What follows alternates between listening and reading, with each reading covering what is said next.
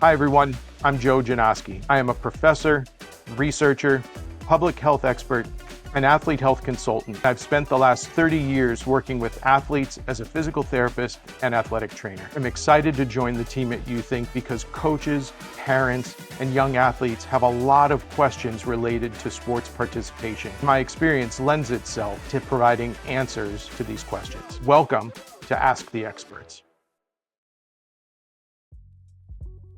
Parents and coaches often struggle with deciding when kids can return to sports after a concussion. It's a high-stakes decision, one that can significantly impact kids' long-term health and performance. Here's what you need to know to make the right call. Many people assume the answer is simple. Just wait until the symptoms disappear. No headache, no dizziness, no blurry vision, and you're good to go, right? Not so fast. Not having symptoms is an important part of the decision-making process, since things like dizziness and blurry vision can make playing sports almost impossible. But being symptom-free is one of 4 key factors that sports medicine experts use to determine if an athlete is truly ready to return to play. Kids who've had a concussion should only return to sports when they are symptom-free, when they can demonstrate good motor skills like balance, coordination, and agility, when they can think clearly with no cognitive or memory deficits, and when they feel confident and emotionally ready to play again. Let's look at each of these factors in more detail. First, symptoms like headaches, dizziness, blurry vision, and even sensitivity to bright light and loud sounds are common among young athletes who've had a concussion. But before kids can return to play, they should gradually rebuild their activity level without feeling any of these symptoms. This is done by completing a structured return to play protocol to ensure they are truly ready. Each step in the process introduces more advanced levels of activity, and if symptoms return, they must go back to the previous step before continuing on. Second, a concussion can affect basic motor skills like balance,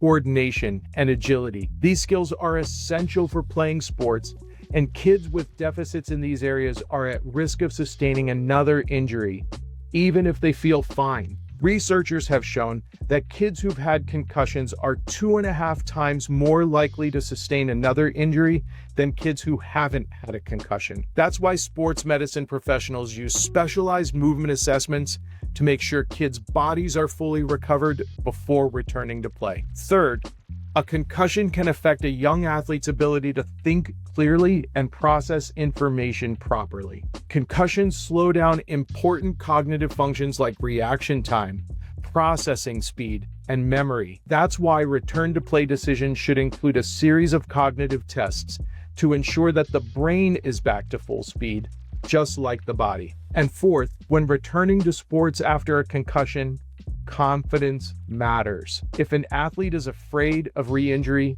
or doesn't quite trust their body, they certainly won't perform at their best. So, how do you know when kids are ready to play again after a concussion? They need to be symptom-free, have fully recovered their movement skills, have fully recovered their cognitive skills, and be confident in their abilities and ready to compete. If a trusted sports medicine expert checks these 4 boxes for your child, then you know it's time to return to play. You may be wondering where to go for help with all of this.